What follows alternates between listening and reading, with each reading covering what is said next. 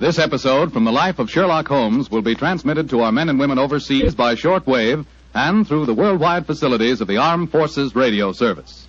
Petri Wine brings you Basil Rathbone and Nigel Bruce in the new adventures of Sherlock Holmes.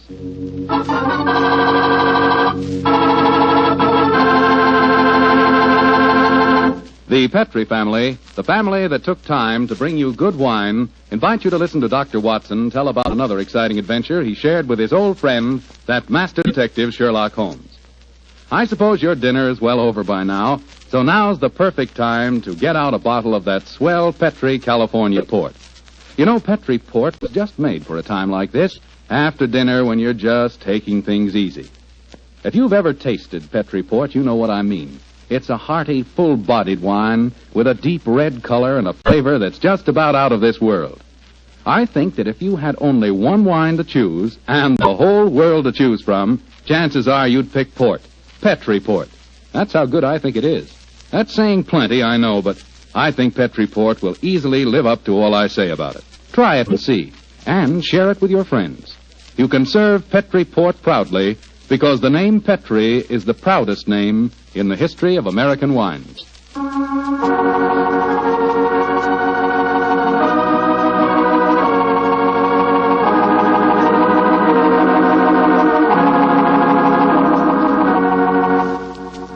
And now let's visit our old friend, Dr. Watson. I'm out here on the patio, Mr. Foreman. Come on out and join me. Admiring the sunset, eh, Doctor? Yes, my boy. It's a particularly beautiful one. Where are the puppies this evening? Asleep on a favorite tweed coat of mine that's just come back from the cleaners.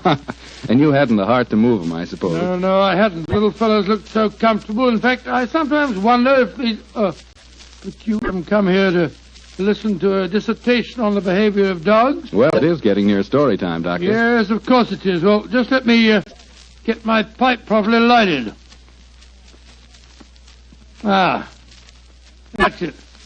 The story I'm going to tell you tonight began in 1909. I received a telegram from my old friend telling me that he was leaving his Sussex bee farm and coming to London for a few days. I hadn't seen the great man for several months, so naturally I went to Victoria Station to meet him. As the train drew to a stop, the door of a first-class carriage swung open and Sherlock Holmes, hand outstretched, jumped down onto the platform to greet me. Watson, my dear fellow, how are you? Oh, Holmes, my dear fellow, it's good to see you again. I've missed you. And are you, old chap? Plenty of bag, sir? Yes, Porter, and get us a hansom cab, will you? Right, you are, Governor. I wish I'd got a spare room for you. Don't worry, Watson. I shall be very comfortable at the Diogenes Club. By the way, I trust you're free this evening. Yes, naturally. What are your plans? I thought we'd go to the theatre. Theatre? Oh, what play do you want to see? Oh, I thought we'd go to the Savoy Theatre and see the Sherlock Holmes play. I hear it's enormously successful. Yes, I know it is, but I've avoided it. I'm told that Sir Claude Horton takes great liberties with your character, and as for the actor portraying me, my friends tell me it's a travesty. He makes me nothing but a bumbling old fool. Therefore, a visit to the play might be a salutary experience for both of us. In any case, my trip to London is a response to an urgent telegram from Sir Claude himself. Seems to need my help rather badly. Oh, what's his trouble? Well, he wasn't specific in his telegram. He suggested, however, that we attend tonight's performance and discuss the matter with him afterwards. I see. Well, I suppose if you can sit through it, I can. Of course you can, old fellow. In any case, you yourself are partly responsible for the play's existence. How do you mean, Holmes? Oh, those sensational stories you wrote of my modest problems, I should have seen where they would eventually lead to. In time, no doubt, we shall be portrayed on the cinematograph as well. Nonsense, Holmes. That newfangled thing's only a toy. I think not, Watson. We're on the edge of a strange new mechanical world. In fact, I begin to feel a certain concern about the rumored developments in wireless telegraphy. But enough of these predictions. Here comes our porter with a cab. We'll tell the driver to take us straight to the Savoy Theatre.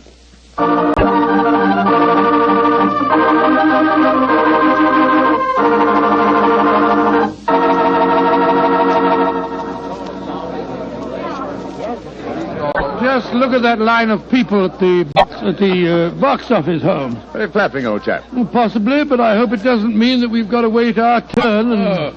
Excuse me, gentlemen. You're Mr. Sherlock Holmes and Dr. Watson, aren't you? Yes. I thought I couldn't be mistaken. My name is Frank Ferris. How do you do, Mr. Ferris? I'm glad to meet you, sir. Sir Claude has a box reserved for you. He asked me to see that you are quite comfortable. Consider it of him. Will you follow me, please? Thank you. Neither of you has seen the play before, I understand. No, Mr. Ferris, we haven't. I imagine it'll be a strange experience seeing yourselves portrayed on the stage. By the way, I'm playing the part of an old friend of yours, Professor Moriarty. Oh, indeed. I'm looking forward to a very entertaining evening. I presume that you escape our clutches, as usual? Yes, I do, Mr. Holmes. And I've done it nightly now for 137 performances. A record that I'm sure Professor Moriarty himself would envy. Had it not been for his memorable demise at the Reichenbach Falls. Ah, here we are, gentlemen. This is the box reserved for you. And now, if you'll excuse me, I'll go back to my dressing room. Oh, I nearly forgot, Mr. Holmes. Sir Claude asked me to give you this note. Thank you. No, not at all. Well, I'll see you later. Very nice fellow for an actor. Don't be a snob, Watson. Well, what does the Claude note say? I'll read it to you. Dear Holmes, since I telegraphed you yesterday, there have been strange developments. In fact, I've been doing some detective work off stage as well as on. Watch the performance tonight and watch the audience too, particularly the occupant of the box opposite yours. Please come to my dressing room as soon as the last curtain has fallen. He's being very mysterious, and the box opposite ours is empty. No. Look, Watson, look.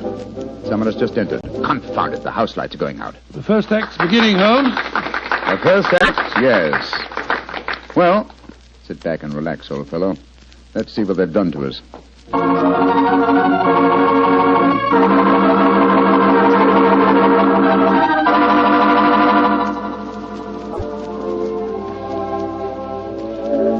Well, what did you think of the first act, Holmes? Huh?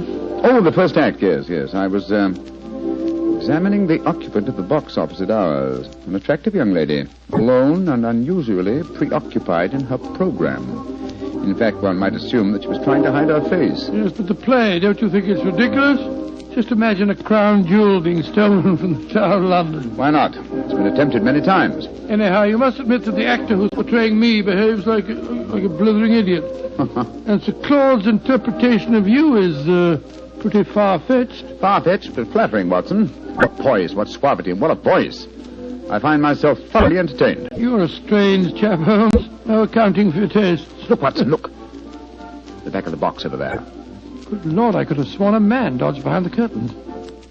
I don't think the girl saw him, though. Looked like a foreigner. I think as the young lady's alone, we'll take the liberty of joining her.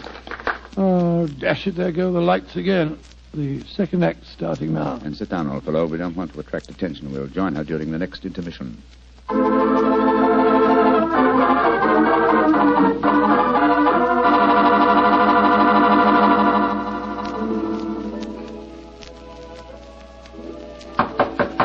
Yes, who is it?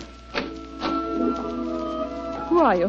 What do you want with me? My name is Sherlock Holmes, and this is my colleague, Dr. Watson. How do you do, young lady? I hope you'll forgive this intrusion, but Sir Claude requested that I keep an eye on you during the play tonight. Please come in and sit down, won't you? Thank you.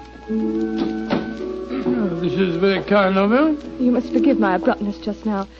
When I've just been watching Sherlock Holmes and Dr. Watson being impersonated on the stage, it's rather startling to have the real couple walk into my bar. Yes, I quite understand. By the way, just before the curtain went up on the second act, I thought I noticed a man come into the back of this box and then disappear again.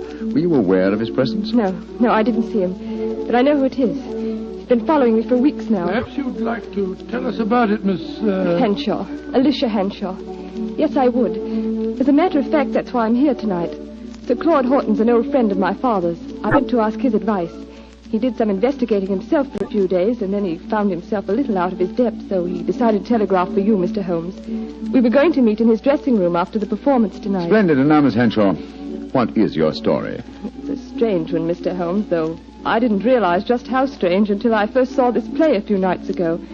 You see, my story concerns Estelle and Ruby. Good Lord, and tonight's play revolves around the same thing. Exactly.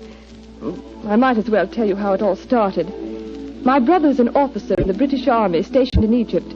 Early this year, he saved the life of a very important native personage in some uprising in Cairo and was rewarded with a magnificent ruby. This jewel he sent to my Uncle Timothy and me. We're the last of the Henshaws, you see. Did your brother tell you the name of this personage? He didn't know it, Mr. Holmes. Apparently the whole affair was hushed up. I see. Please continue. Well, the trouble began shortly after Uncle Timothy and I received the ruby. A description of it was published in the papers, and a few days later a message came to us from an Egyptian, Muhammad Ali, laying claim to the stone as one stolen from his family years ago. He sent an expert to our house who examined the ruby under a lens, Mr. Holmes, and then tapped it with a hammer.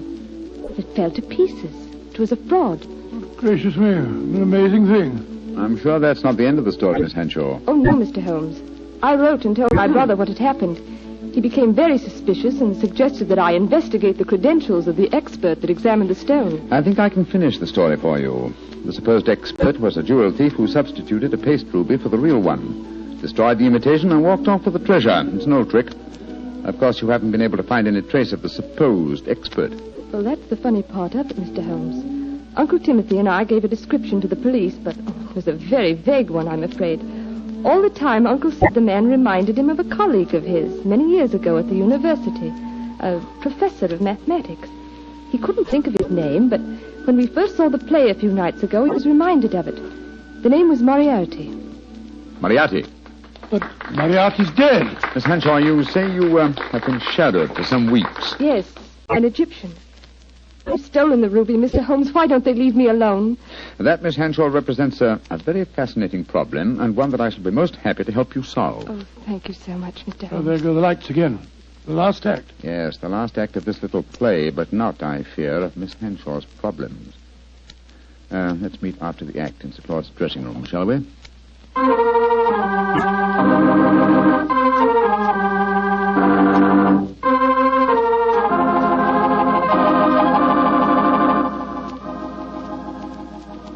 Well, Holmes, how did you enjoy the play? Very much, Sir Claude. May I introduce my old friend, Dr. Watson? How do you do, Mr. Claude? How are you, Doctor? I see you've already made the acquaintance of Miss Henshaw, and she, no doubt, has told you her troubles, eh? Yes, Sir Claude. And Mr. Holmes has promised to help me. Splendid. Tell me, Watson, how did you like the play? It was very interesting, Sir Claude. Not quite accurate, of course. Well, you have to allow us a little dramatic license, you know. What did you think of Rodney, the man who was portraying you, Doctor? Well, since you mention it, I think the fellow needs to study diction. He mumbles so much I couldn't understand a word he said. Oh, come now, old fellow. I think there are times when you're a little hard to understand yourself. Oh, rubbish. Sir Claude, I hope you'll meet us at the Diogenes Club, and then we can go out and have some supper. Excellent idea. I'll join you there after I've taken off my makeup. Splendid. I think I should be going home now, Sir Claude. I gave my address to Mr. Holmes so he knows where to get in touch with me. Very well, Miss Henshaw, and don't worry. I shall give your problem my undivided attention. I'll take you to your cab, my dear. Oh, there's no need to, Sir Claude. Nonsense, I insist. Goodbye. I'll be back in a moment. Right, Miss Henshaw? Good night, good night. Strange business, Holmes. What do you make of it all? Very little as yet, but it's a fascinating problem. Sir Claude really seems to have identified himself with the character of Sherlock Holmes. He gave me the impression that he feels quite capable of solving the case by himself. Oh, hello. Claude hasn't left, has he? Oh, no, Mr. Ferris. He's coming back in a moment. How'd you like the play, gentlemen? Very much. Your own performance as Moriarty was most convincing. Yes, indeed, sir. Congratulations. A couple of times there, I had a strange feeling that you really were Moriarty. Well, that's very flattering, Doctor. Oh, hello. Well, it sounds as if there's some trouble at the stage door. Hey, excuse me. Come on, Watson, let's follow him. Right. Hello, it's Sir Claude. He seems upset about something. Yes. What's happened, Sir Claude? Oh, there you are, Holmes. I'd just seen Miss Henshaw off in her cab when a foreign-looking fellow came out of a doorway and got into another cab. I heard him tell the driver to follow her. I tried to stop him, but he got away. Must be the same man that we saw in her box during the play. Sir Claude, we have her address. I think we'll drive there at once and see that she's arrived safely. We'll join you later at the Diogenes Club.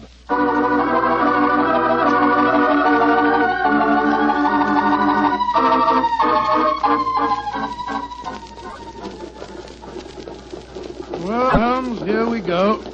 Off on another adventure. Yes, and one that may give us an opportunity of crossing swords with Moriarty once more. Oh, Moriarty's dead. He was killed when you and he fell over the precipice in 91. He was supposed to have been killed, just as I was, but his body was never found. It's impossible, or rather possible, that he returned to pour into the ears of Colonel Moran a story as unlikely and as true was the one I related to you on that April evening in 1894. One can never be sure of death, old chap, until one has touched the cold skin of a corpse.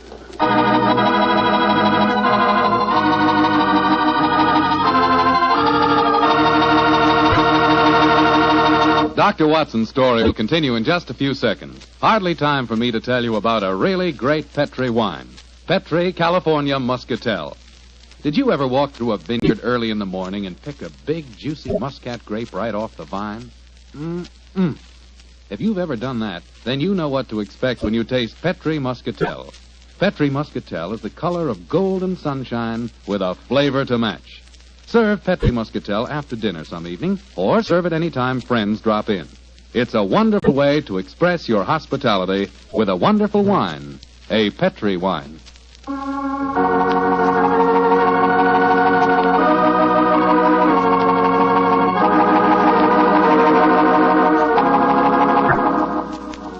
And now back to tonight's new Sherlock Holmes adventure. The famous pair have become involved in a strange mystery concerning a stolen ruby, a frightened girl, and an Egyptian who appears to be shadowing her. As we rejoin our story, Sherlock Holmes and Dr. Watson are standing in a darkened alleyway adjoining the girl's house. Holmes, look. That Egyptian fellow. He's pacing up and down in front of our house. Yes, therefore we may assume she's safely inside. Seems to be giving up. He's coming this way. Flatten yourself against the wall. Good evening, sir. Good evening. Who are you, please? We are friends of Miss Hanshaw, and we're very curious to know why you've been following her. I'm sorry that I cannot answer your question, sir. Now, look here, my man. You're talking to Mr. Sherlock Holmes. You are Mr. Sherlock Holmes? I'm greatly honored to meet you, sir. All my life I have known of you. All my life I have admired you. Then in that case, perhaps you'll answer my questions. Why have you been following Miss Hanshaw? Because it is my duty. What do you mean, your duty? Perhaps I should have said my destiny, Mr. Holmes.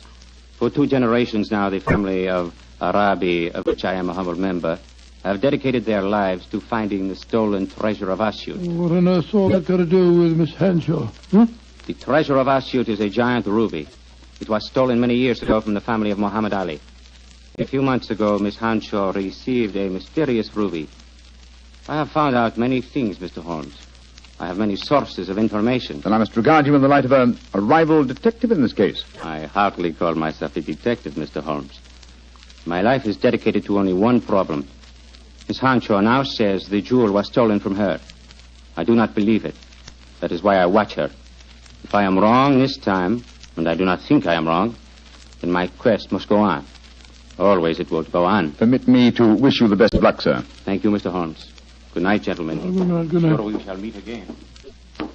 Oh, why did you let him go, Holmes? Why not? He's frightening Miss Hanshaw. But not molesting her, old chap. In fact, it might be a good thing if someone is keeping an eye on her. In the meanwhile, Watson, let's see if we can find a cab and get back to the Diogenes Club. I don't want to keep Sir Claude waiting.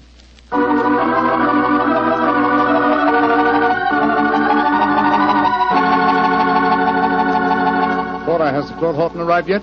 Yes, Mr. Holmes. He and another gentleman came in about 5 minutes ago. They went up to the library. The other gentleman has just left. I see. Thank you. This way, Watson.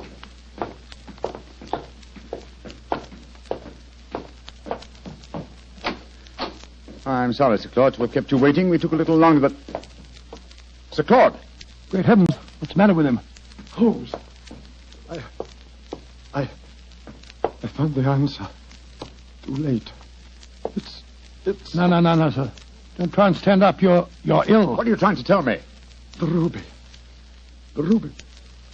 Moriarty. The answer's in the book. In the book. Sir Claude! Holmes! He's been stabbed. He's dead.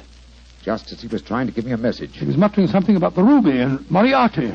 And twice he said, it's in the book. Yes, there's a book still in his hand. It's a copy of The Tales of Edgar Allan Poe. His thumb's marking a page. It's the story of the purloined letter. Thank you, Sir Claude. You delivered your message. Come on, Watson. If we want to catch a murderer and a thief, we must go back to the Savoy Theatre as quickly as we can.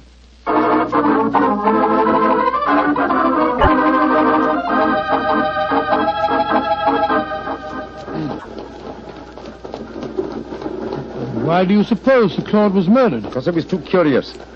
Been investigating the problem of the stolen ruby and I found out something. Something that he promised to tell me at supper, you remember? And so he was killed by a man who came with him to the club tonight. Fortunately, he gave me a clue by indicating Poe's story of the purloined letter. But I still don't see how that helps you. Well, it leads us to the ruby. The premise of Poe's story is that the most obvious hiding place is the safest. Now, what physical object was most prominent on the stage in tonight's play? By Jove. A ruby. Exactly. How better can you hide a stolen ruby than by exhibiting it night after night as a stolen ruby before the eyes of thousands? Well, you mean you expect to find it in the property room backstage? Precisely. That and a murderer. Wait for us, Carrie. Come on, Watson. You have your revolver, old chap? Yes, I do. Well, keep it handy.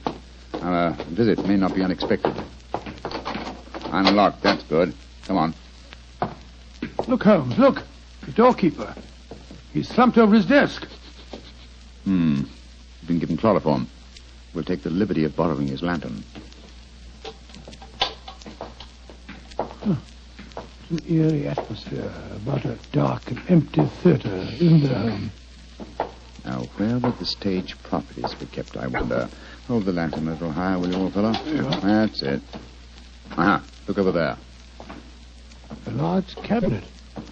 It's marked Property Department. And it's unlocked.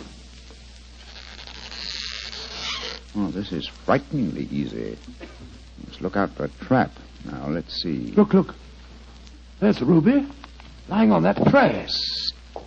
Hold it up under the lantern, Watson. Exactly. It's as I thought. This is no paste stage property. It's a genuine ruby. In the light of this lantern, it's very hard to... Down, Watson, quick! He nearly got us. Smashed our lantern. Yes, he's got an air rifle, a powerful one, too, confound it.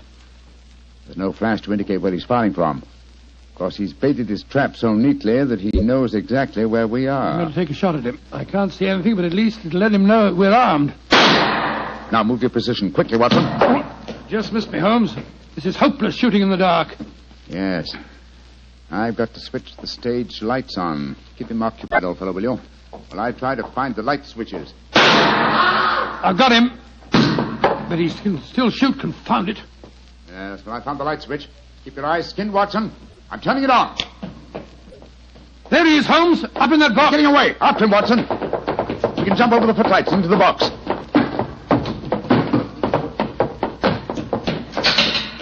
Ah!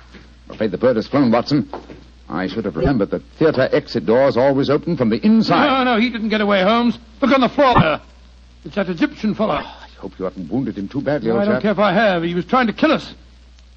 No, it's only a shoulder wound.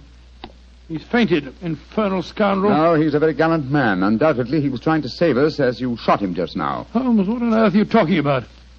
Obviously, he's Moriarty. No, Watson, Moriarty just escaped through the door you heard clang a few moments ago. Then what's this man doing here? As a fellow detective, undoubtedly he followed us. Perhaps he preceded us. When Moriarty started shooting, this man tried to capture him and got wounded by you for his pains. Then who is Moriarty? He must be someone connected with this theater. It's obvious. Moriarty is Moriarty. What?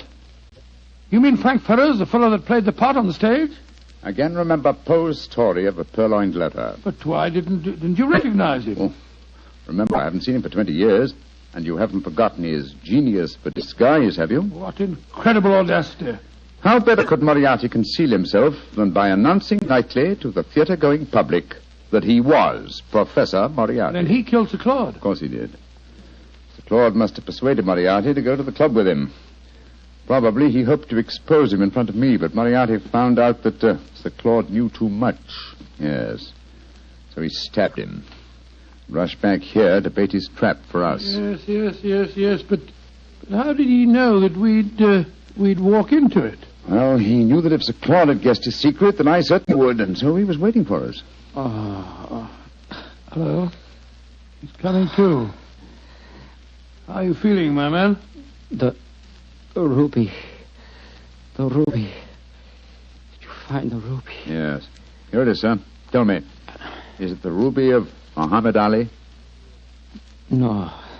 It is a fine stone, but it is not the one for which I have searched all my life. So my endless quest must go on and on.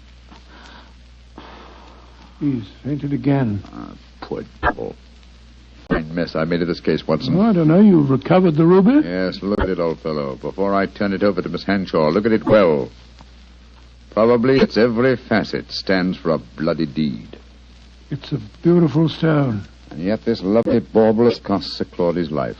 And that devil Moriarty still goes free. But one day, Watson, and may the day come soon, I shall meet Moriarty again. And when that happens and I finally bring him to justice, then and only then can you write fini to the character of Sherlock Holmes.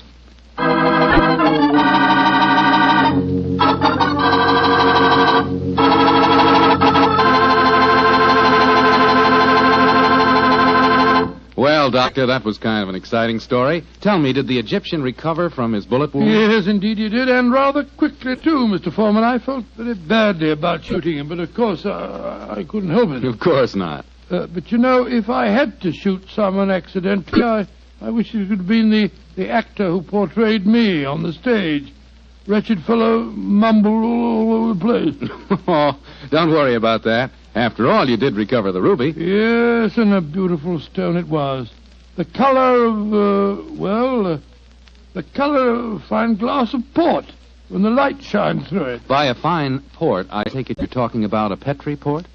Is there any other kind? Well, all kidding aside, Doctor, Petri port, like all Petri wines, is good wine. And I can tell you why very simply. Petri took time to bring you good wine. You see, the Petri family has been making wine for a good many generations, since way back in the 1800s. And because the Petri business has always been family-owned, everything the family has ever learned about the art of making wine, they've been able to hand down from father to son.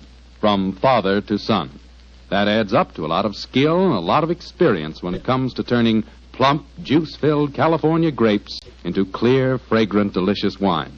So when you want a wine for any occasion, obviously you can't go wrong with a Petri wine, because Petri took time to bring you good wine.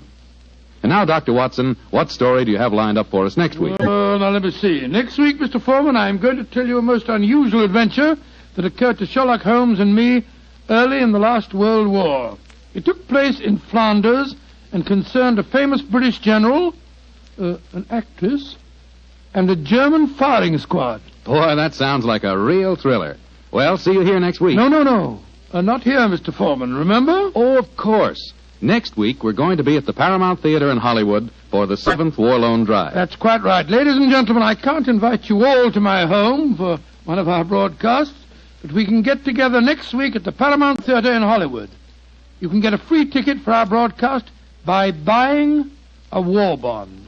And I sincerely hope that you will do this, so that we can see you next week at this time.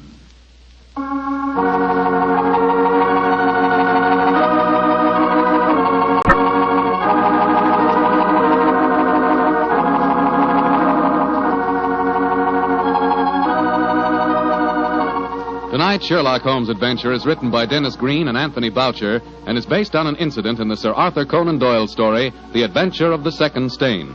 Mr. Rathbone appears to the courtesy of Metro-Goldwyn-Mayer and Mr. Bruce to the courtesy of Universal Pictures, where they are now starring in the Sherlock Holmes series.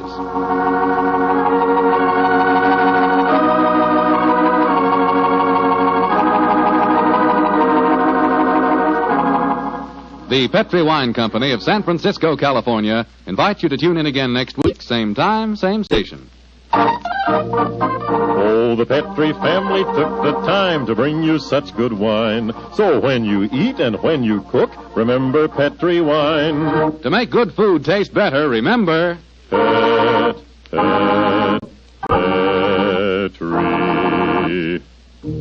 wine.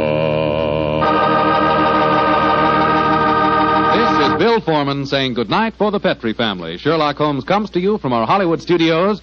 This is the Mutual Broadcasting System.